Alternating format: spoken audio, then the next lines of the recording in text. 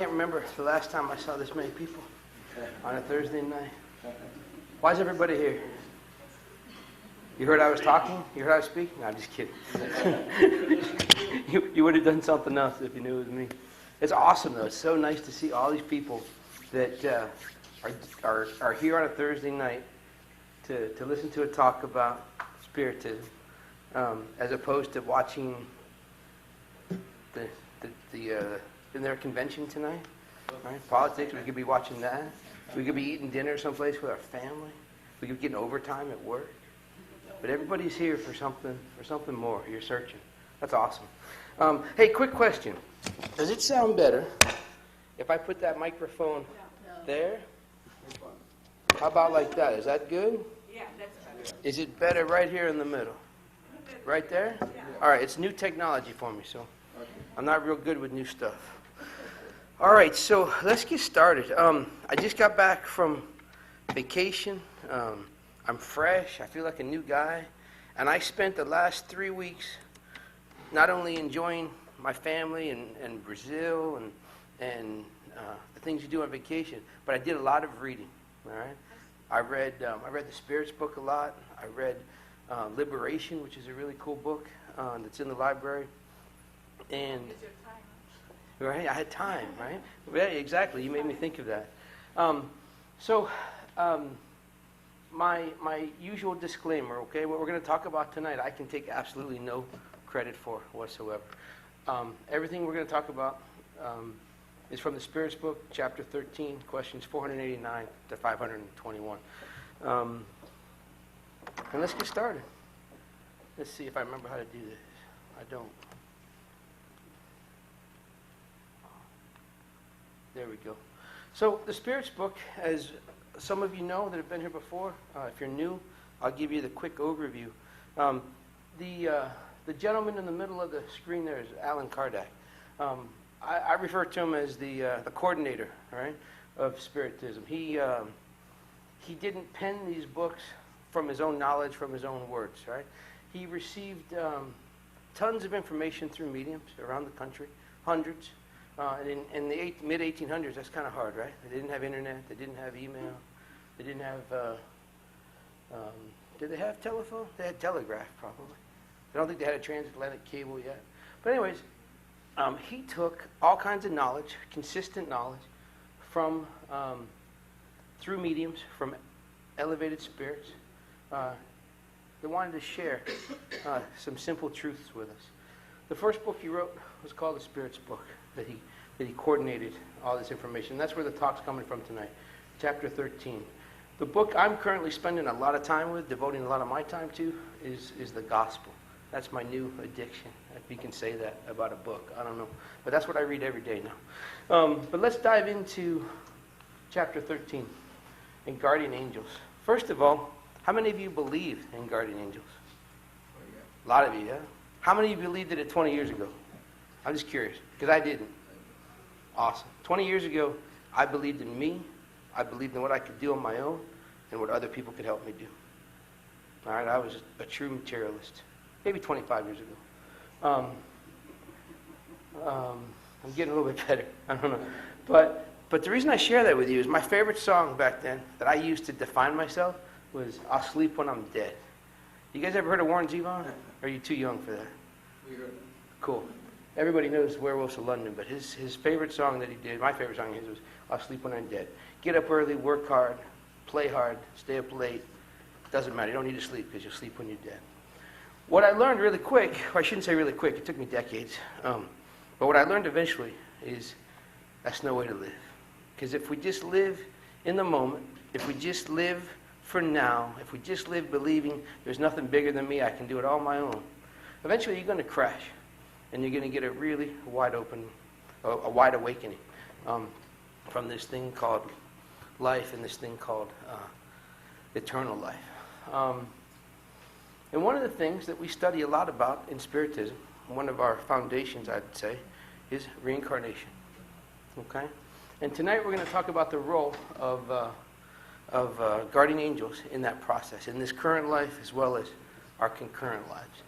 So if we go back to a dictionary, they tell us that angels comes from a Latin word called, or a Greek word rather, called angelos.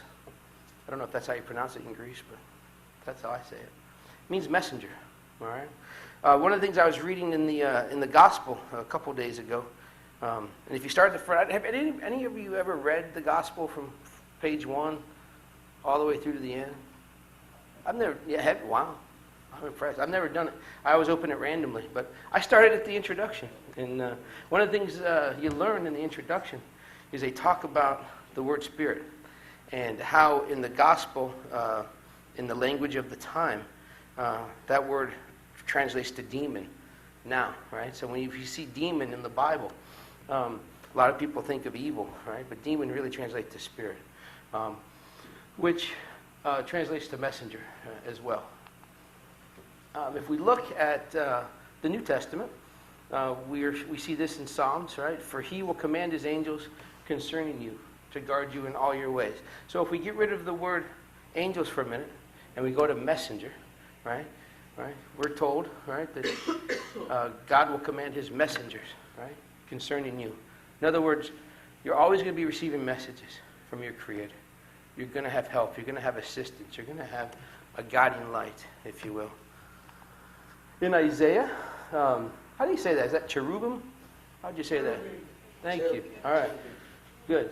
Are represented as guardians with many wings, right? We've seen those statues all over the place, pictures of those, of many famous artwork, pieces of artwork with wings, right? Thrones have been depicted as wearing stoles and kneeling before God. So angels have been represented through time, through the Bible, through time, in many, many ways. Become a big part of our culture and our history. Biblical references talk about guides, they talk about protectors, and they talk about messengers. And remember, before I believed in all this stuff, I didn't need any of that stuff, right? I could do it myself. And that didn't get me very far, right? It didn't really help me sleep at night. It didn't really help me be at peace. I was constantly in fear of my future because I really didn't have a future. I didn't know. I didn't have a faith. So once we look into this more, right? So not just Christian faiths, right? We look at references from the Quran. You shall see angels circling around the throne, giving glory to their Lord. So it's not just Christians that believe in this. All right? How about popular view? We see this all over the place. In movies, in artwork. I know at least 2 people that collect little cherubs, right? They're all over their house. And these are common beliefs, right? They entrust their lives to angels, whether it be the archangels, whether it be guardian angels. A lot of people pray to saints, right? And angels like that. Believe that they're accompanied to death when they die by an angel. They feel comforted and stronger with the celestial hope. I know I did. Once I snapped out of my coma of materialism, right, and started believing in something bigger than me, I know I felt better because I had help. I had faith that there was guidance for me. Definitely have hope, right? How many of you know an atheist? Anybody? What? 1, 2, What? couple of you? An atheist. Oh. That's okay. It's not important. There's no test. No extra points if you don't or you do. I just couldn't hear it. I hear you. The reason I mention that is I've known a few atheists in my time. I used to skydive. I used to jump out of planes for no good reason other than somebody opened the door and I was an adrenaline junkie. Right? I was chasing the next high. And I was jumping with an atheist one day. And we get to about 8,000 feet on the ride to 13,000 so we can jump. And all of a sudden there's this loud right pop, like there's something wrong with that plane, right? Well, this devout atheist next to me, he started praying. All right? So the reason I mention that is at some point in our lives, we wake up and we believe in something bigger than us. And that feeling of hope that guy had when he prayed helped him calm down and get through a pretty rough time. Everything was fine. We got out of the plane. We were high enough and the pilot landed the plane. Nobody got hurt. We were just all a little scared. But this friend of mine who didn't believe in God started praying. And he had hope because he believed in something bigger than him. So we see that a lot with angels. A feeling of security, we feel safer because we know that we're surrounded by angels. Many people report seeing angels or feeling their presence. Right? That happens quite a bit. We see that played out in movies. We hear about that in interviews of near-death experiences, things like that. So very common, not only in religious history and religious perspective, but also in mainstream, everyday culture. Right? Angels are real, and they represent all these different things for people. Well, what's Spiritism say about angels? Do we believe in angels? Do we think they're silly? And the question here is question 489. And Kardec essentially asked the mentors, he said, look, are there spirits who associate themselves with a particular individual and protect and help that person? In other words, a guardian angel, an angel, a guide, right? A messenger, right? Is there such a thing? And the answer he was given, yes. You can call them spirit guides or guardian angels, was the term he was given for what they're called. So there's no question that Spiritism definitely believes in a guardian angel. In fact, these guardian angels aren't necessarily just any random spirit that might have attached to you. As we learn, right, as many of you probably believe, we're not alone on a daily basis. Every one of us dragged in whatever energy we surrounded ourselves with today, right? There's lots of spirits in this room that came with us, right? Studying, getting help, right? And those spirits aren't necessarily your guardian angels, right? Guardian angels are definitely a spirit of a high degree, right? Think of them like a parent towards a child is the words in the Spirit's book. They lead the objects of their protection in the right direction with good advice, right? They don't lasso you, right? They don't have a rope on you. They don't pull you in the right direction. They lead you in the right direction with their thoughts directed toward you. They're there for you through pain and aid your courage as you go through trials, if you believe and if you connect with them. So let's look at this diagram. Remember I said in the last slide, I didn't say, the Spirit's book said, a spirit guide of high degree. Right? That's a guardian angel, not the spirit you dragged in with you because you were hanging out at the office or wherever you were. Right? We're talking about high degree. So if we look at this graph, this is one of my favorite slides, and I wish I could tell you. I stole it. I'm sorry, I borrowed this from somebody. I didn't steal it. I think it was Livia, but Livia gives credit to somebody else. But anyways, if you look at this, right, when we were created, right, who knows when, many lifetimes ago, right, everybody started in the bottom left-hand corner, simple and lacking knowledge, right, and as we go up the graph, right, we become more and more evolved.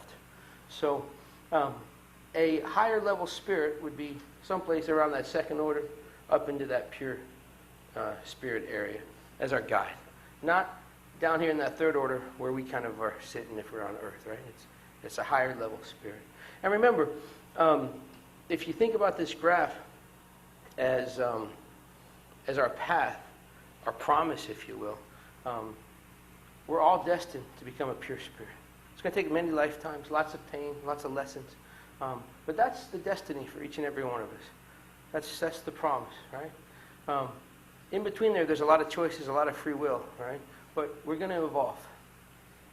It all depends on us at the speed at which we do that and the pain at which it takes to get there.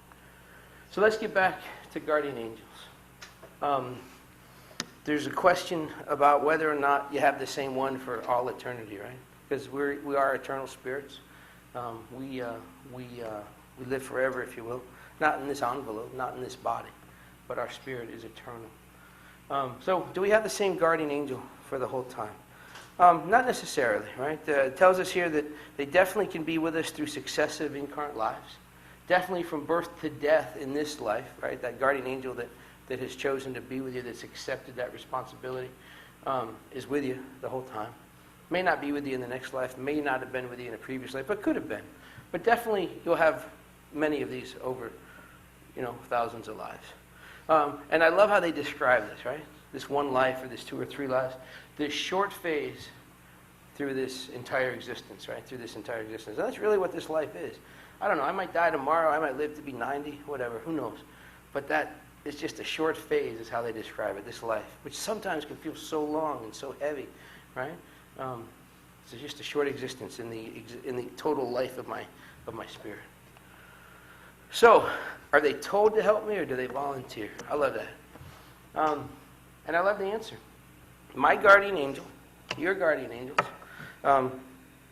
are just like our life itself in the sense. It's either a duty, right, where they've got this obligation. They've got to help you because maybe they did you wrong, right? And they're there to help you, and it's their responsibility, their duty to help guide you. And other times it's a pleasure. They don't owe you anything. They didn't do you wrong.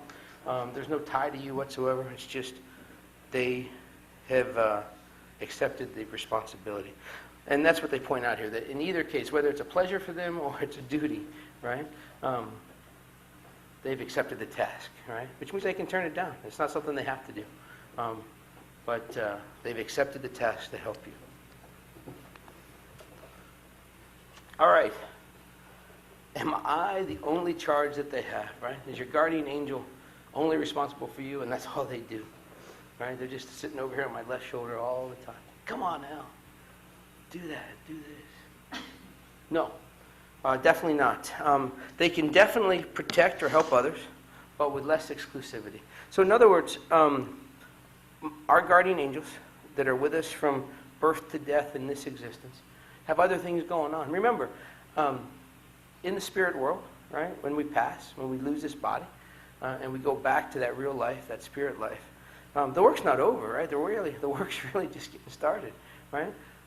In the spirit world, I've got to deal with my own stuff. I've got to get healthy. I've got to heal. I've got to study. I've got to grow. And then I'm ready for tasks and responsibilities. So I'm going to have other things going on besides being somebody's guardian angel. Not that I'm going to be ready for that per se, but my guardian angel's got other things going on besides just me. But I do become a high priority to them. They're definitely not bound to me, and they can quit their position to fill other missions. So if they come to this determination that at the moment I'm not really listening, or not trying to follow their guidance, they're not going to dump me, right? They're going to be there if I need them down the road. But they don't have to watch over me. They go and do their other stuff. But they're ready in case I need the assistance, or I'm ready to listen. Remember all those years I told you about that I wasn't really into this stuff? My guardian angel was around, but I didn't listen. But sure enough, as I woke up, they spent more time with me because I was listening to them. I invited them in. And if they do take off, right, if they decide they don't want to fulfill this mission forever, right, they have to find us a replacement, which is kind of interesting to me. I wonder if there's oh, never mind. I shouldn't joke about this stuff. But if they do decide that they can't fulfill their mission, or they choose not to, they do assign or find another guardian for us. Question 495 in the Spirit's books asks, will the Spirit Guide sometimes abandon its ward if the ward refuses to follow its advice? And the answer is absolutely. What do you think? Right? It will withdraw if it sees its advice as useless. In other words, all those years that I spent doing other things with my time, not really praying, not really trying to live a good life, not really trying to grow spiritually, doesn't mean I didn't have a guardian angel. It just means that more than likely that guardian withdrew to some degree. If the person, right, the ward, continues to stubbornly hold on to negative influences. But the Spirit does not abandon the person entirely and continues trying to make itself heard.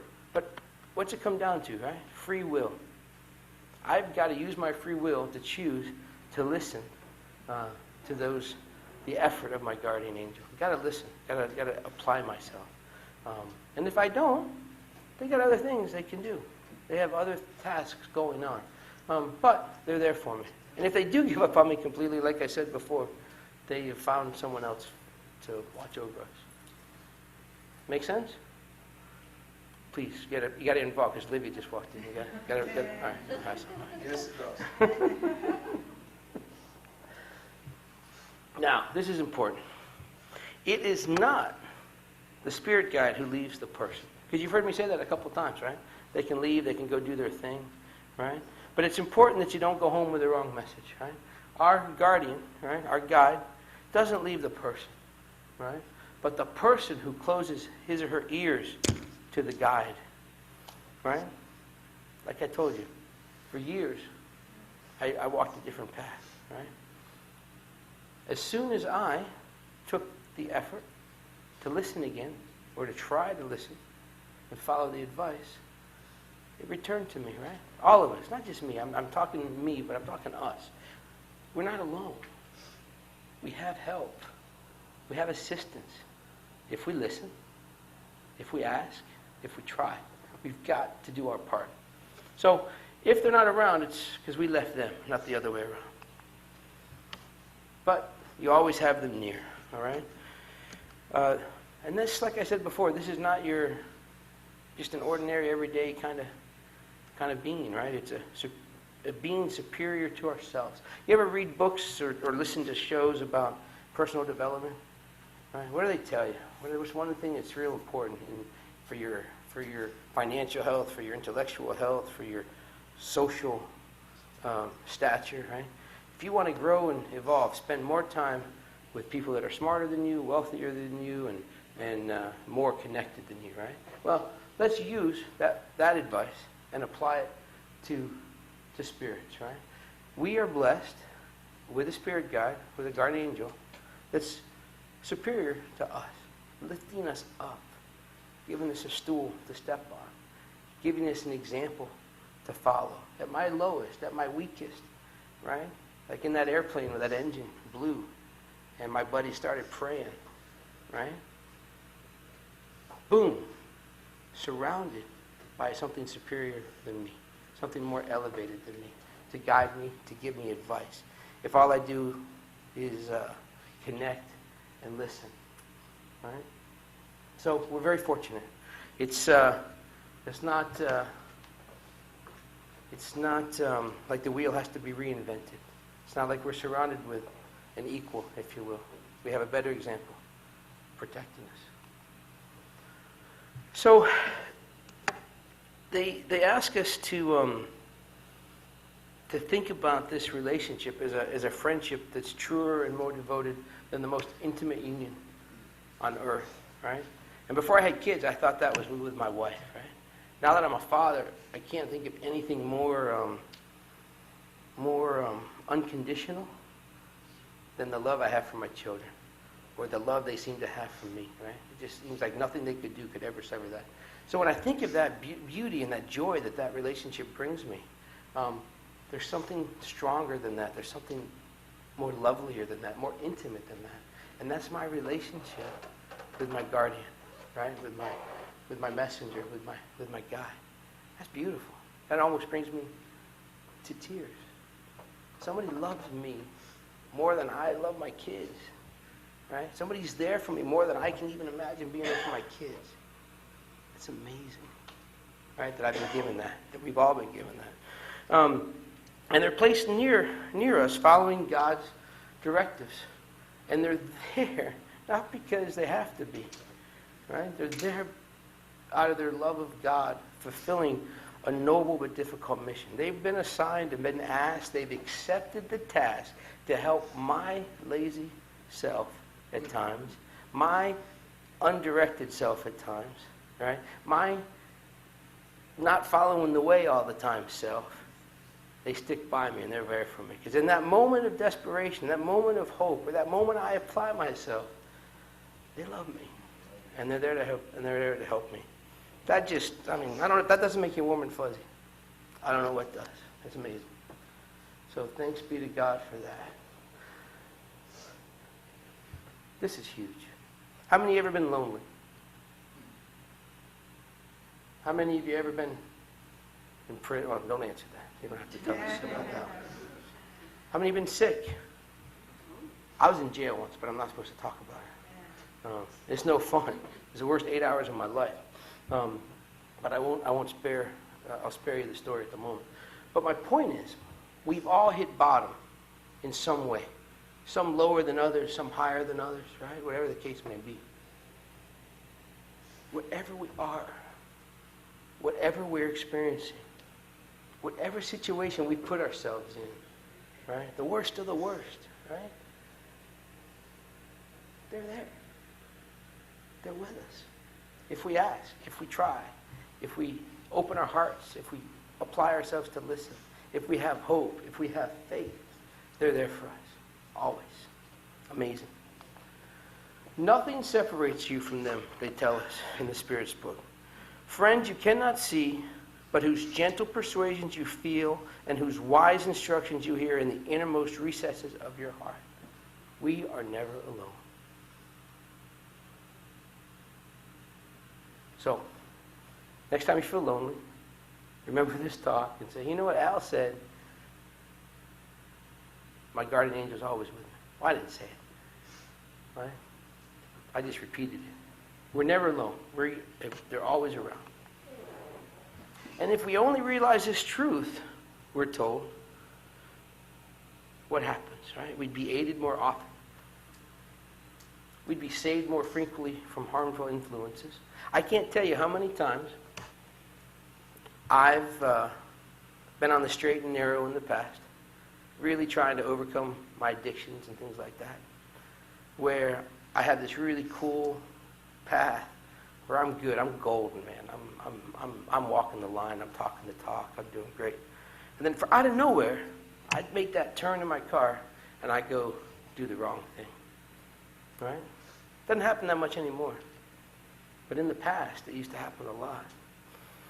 And the message here is no matter what we're caught up in, no matter what we're facing, is all we got to do is try a little bit. Believe, have faith. And next time you turn the car in the wrong direction to go do whatever, stop it. How? By having faith that you've got protection and asking for it. Right? And that's helped me a great deal over the years. Once I believed, and once I had faith. Because now when I ask, I really believe that I'm going to get assistance. I'm going to get direction. So what about after we die? What do they tell us? After our death is when we're really going to learn how often our guardian tried to show us the right road. How many of you, how do I ask this? God forbid, you die tonight in your sleep, right? What's going to happen? Is it going to be pleasurable on the other side? Is it going to be cake and ice cream and bright lights and being met by someone you loved in the past? I think that's all true. I think that's all going to happen. But we're going to have a recounting, if you will, of our choices. I think there's going to be some pain involved. I think that's a natural process, right? Where we do have this, they say your life flashes before your eyes, right? When you think you're going to die. And I think after we die, right, that process, that light, that direction that we're going is going to have some challenges in the sense that we are going to have to account for the choices we made, some of the choices we didn't make, right?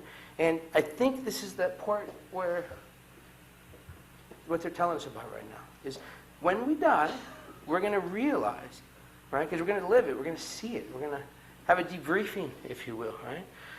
How many times our guardian tried to show us the right road and how frequently we persisted on our own path of throwing ourselves into the void away from the light. Yvette, she walked away. You're not Yvette. Hi, Fernand. Yvette shared that reading from Happy Life and how it tied into her gospel the other day about time. Right? We all have the same amount of time in a 24-hour period. Right?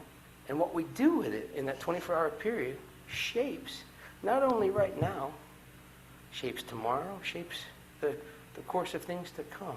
So how much time are we spending following the light, if you will, or fighting it and pursuing our vice, pursuing our material endeavors, and not paying attention to our spiritual growth? And I think that's what they're talking about in chapter 13 in this particular question. The advice they're giving us here is to try to establish between yourself and your God the affection and intimacy that exists between tried and true loving friends. I just shared that feeling that I get when I think about this. Try to develop that, right? Talk to them. Share your biggest fears with them, right? They are the eyes of God. You cannot deceive them, right? You can lie to your friend. You can lie to yourself. You can't deceive them. Just be honest. Let it all out. Voice it and follow their advice. Follow their assistance. Then they tell us to take courage. Once you build that relationship, once you foster that love, once you pour out your soul to them and are honest with them and yourself, then take courage. Enter on the new road that opens before you. You have guides. Follow them, right? Listen to them. Your goal cannot fail, for it is God you move toward. Right? Your guardian angel, fulfilling God's directives, as they told us, right? To protect you, to help you, to advise you, right? All you got to do is listen. You cannot fail if you move in that direction. I guess you can fail because you can stop trying, right? But you're going to pick it back up. Just try more often than we are right now. And then the advice continues. Don't be afraid of tiring your guides with your questions. There's a great speaker that most of you have probably heard about. His name is Divaldo Franco, a medium, a psychographic writer. Hundreds, maybe more, I don't know, hundreds of books, I would think. I was at his house when I was in Brazil. It's called Mansion of the Way. And I don't know how to describe this other than to say, you remember that movie Escape from New York? Are any of you old enough to remember that movie? You remember that pit of pain and hell that they called New York back then? There's a big fence around it. Imagine this city, right? That you just feel when you're in this big part of this part of Salvador, Brazil, is where I landed on the airplane. And you get in the rental car, right? And it's nice. It's a city, and you're going through good parts, bad parts. The closer you get to Divaldo's house, the more closer you are to hell. Okay? It is. You're scared. You're slums. You're scared. Your wife says, lock the doors. She says, don't speak English, speak Portuguese. Right? Like, don't.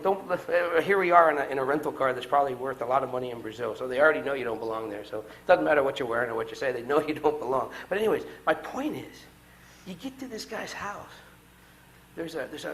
Imagine, man, I wish I knew the geography. I bet you it's, I don't want to guess. It's a big space. It's a lot of city blocks, right? Big. With green space and there's hospital, there's classrooms, there's houses. Just imagine a small city inside of a city. As you approach this place, not only do you see a difference in the light, right? You also feel a difference in the energy. And then you cross the threshold. The guard lets you in, and you pull into this gate. It's like walking into this place on a Monday night. If you've never done that, it's amazing. And I'm feeling that more even on Thursday nights because our energy is growing. We're lifting our energy as a group, right?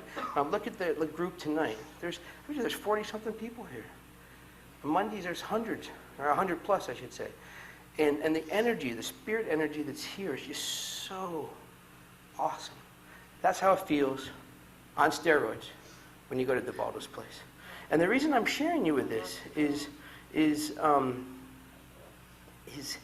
that didn't happen on accident. That happened because a guy named Divaldo Franco, 60-something years ago, had a vision, right, from his guide, Joanna De Angelis, and he acted on it. One day at a time. He didn't envision this big, beautiful, philanthropic, good deeds serving, help the world get better, right, place on that grand scheme. All he did was every day he got up, he worked, he prayed, he listened. Not only did he listen, he drove her nuts. He asked her all kinds of questions. If you ever read these books or watch some of the movies, it's hilarious. The sense of humor that she has, the way she stirs him and gets him thinking. So my point is, this is just one place in Brazil. that started because two guys, right, put a vision into action. Because one of them listened to his guide, and his good friend supported him and helped him do it. And next thing you know, they got hundreds of people helping. The guy adopted 700 kids over 40 years. And the work continues today. Is he 90 yet? And he was in China when I was at his house, right? Giving a talk in China. So it's amazing. I'm off topic, but not really, because what's the Spirit's book telling us, right? They're telling us, don't feel like you're bothering your guides. Talk to them. Ask them questions. Stay in contact with them. Share your fears. Tell them your truth. Tell them your desires. Tell them what's holding you back. Why? Because if you do this, you will be stronger and happier for it. And if Devaldo didn't do that, the Mansion of the Way may not exist in the way it is today, right? Did you know that this place, and I'm sorry, if I'm boring you, I might get short. I'll make it short. When it came time, they had this, when you think of a memorial, you think somebody died, right? Here lies the memorial of whoever, right? Well, at the Mansion of the Way, there's a 2-story building, and it's called the Devaldo Pariah Franco Memorial. And he's not dead, right? He's alive. But when you get up there and you go through this and you read all the stuff and they tell the story, he was so against this, he would not allocate any. They make their money, right, selling books and donations and whatever. He was very clear. Oh, that's so nice. That's all, that's so nice of you to say, but no money from the books are allowed for this. And this is a beautiful 2-story building with a lot of work in it, right? A lot of stuff. No money from the books could be used for that. So these people that wanted to erect this and chart this history in stone and paper, they raised money outside of the books. It's just amazing how he was against it in a way, but it's a beautiful tribute. Yes, ma'am. Explain to them why the money for the books. Because he uses the money that... Yes, I'm sorry, forgive me. These books that he psychographs through the medium Joanna DeAngelis, beautiful stories, beautiful lessons from spirits that have gone before us, right, teaching us lessons. He doesn't put that in his pocket, right? He doesn't have a Learjet. He flies coach, and he doesn't live in a mansion. He lives in a very modest house. The profit that's derived from the sale of those books is what funds that entire place. The 700 kids he adopted, how he fed them, how he clothed them, how he put roofs over their head. They have a trade school there. They teach underprivileged youth how to be printers, right? They print the books. They teach them how to be barbers. They teach them how to work on computers. It's very interesting. So anyways, all the money generated from those books from around the world goes to that. It's a nonprofit. Did that answer your question? All right. Cool. My pleasure. And it's this ability, right, to communicate with our guardian angel that makes you extra sensorial, they say. Beings that one day will drive disbelief in us from the world. Disbelief from the world. In other words, through your belief in yourself, in the guide that you've been given, your guardian, and your continued faith in that, and your interaction with them, not only will you make your life better and happier, and perhaps achieve bigger and better things for the community around you, because out of your example, others will follow you, right, and make an effort to elevate themselves as well. And I'm working on that. I've been a spiritist now for, 12 years. Actually, that's not true. My wife will tell you I was a spiritist when I met her. I just didn't know what it was. Right? She asked me what I believed very early in our relationship, and I described what I believed. And she said, "You're a spiritist." And she gave me the Spirit's book. I said, "Okay, whatever. I never heard of that, but you're beautiful, and I'll read whatever you give me." Right? And I read this book, right? I read the Spirit's book. And sure enough, all these different things that I'd been looking for, from jumping from Catholicism to born-again Christian to Baptist to a Jewish temple to synagogue to Buddhist temples, to you name it, I've pretty much tried and looked into every religion, right? So all these little bits and pieces that I took from this one that I liked and this one that I liked, and the dogma that I didn't like from this one and I discarded, right? All these little things I grabbed onto that became my foundation for the person I eventually became. It's all in the Spirit's book. It just made sense to me. It was rational. It was logical. And it wasn't forced to accept it. It was really cool. Anyways, let's stop talking about how much my wife... Yes? One question before you move. Extrasensorial, so you can explain it, that is that we develop an extra sense in Yeah. our body so we can communicate. Well, we definitely have the ability The sixth sense. to communicate with spirits, right? We definitely believe that. Spirits are around us. They communicate. You can definitely develop your mediumship. It's a human thing, right? We have that. Not all of us develop it. Not all of us study or practice, but it's a faculty that can be developed.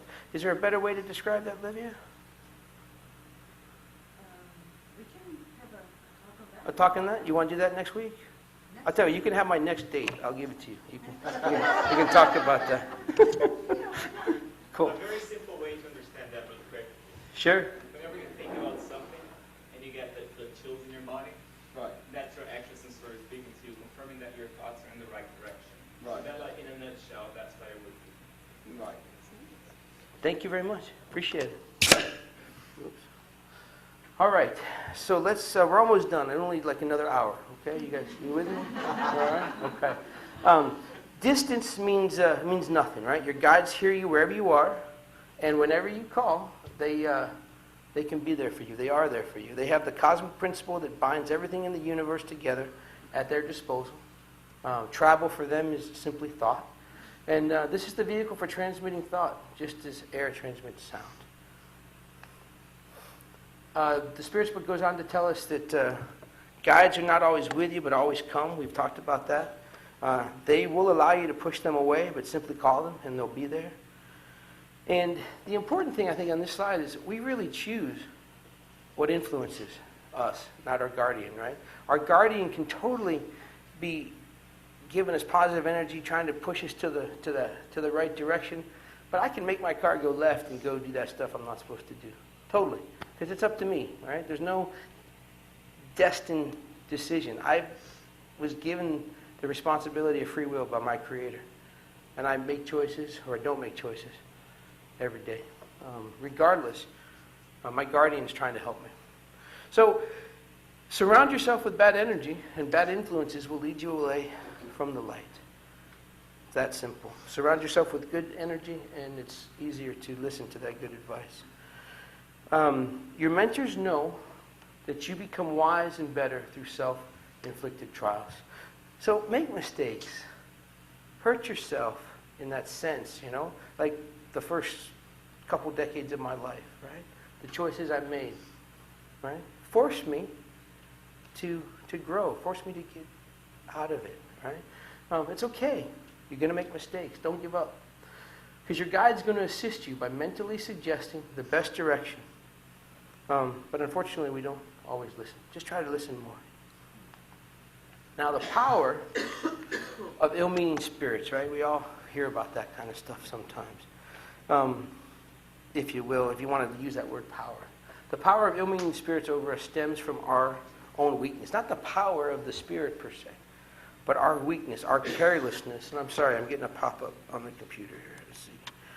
Our weakness, our carelessness, and our self-centeredness. Their strength results from our lack of resolve in resisting their suggestions. So how do we avoid that? And that leads me into the last slide. But I'm just curious, how do we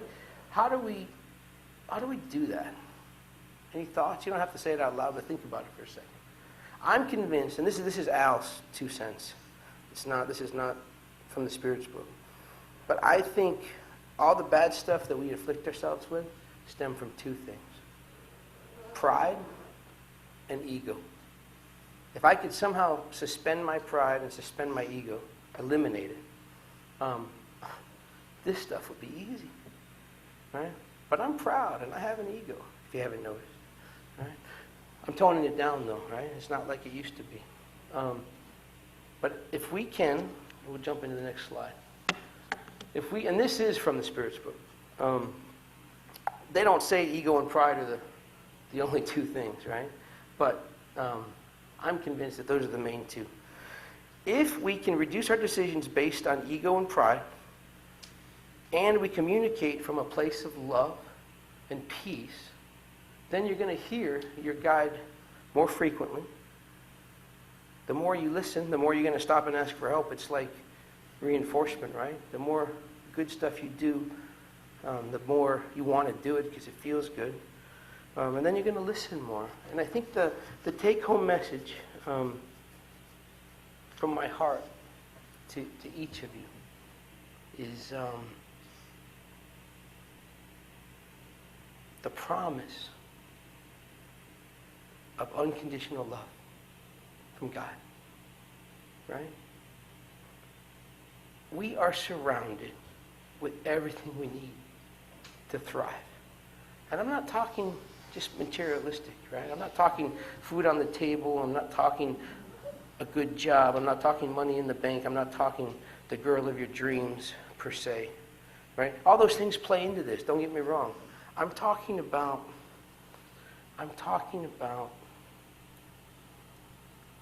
true protection and true direction. In any given moment, right, we are faced to make a choice or not choose at all, right? If we can just take one or two gems from this slide, from this talk, and do our very best to just believe that God has given us everything we need to thrive, that He protects us with guidance and direction. Remember, we have access to all kinds of knowledge thanks to this wonderful truth of mediumship and this wonderful truth of lessons from those that have gone before us. Just open the book Heaven and Hell one day and read stories of people that have gone before us and listen to their truths, right? And compare it to your life. And just know that we are each protected. We have a guardian, and all we have to do is stop, believe, have that dialogue, and open our hearts to receive that direction. I'll stop talking. Thank you for your attention. Thank you to the center for giving me the opportunity to dive into this topic and share it with you. I really appreciate your attention. Thank you, sir.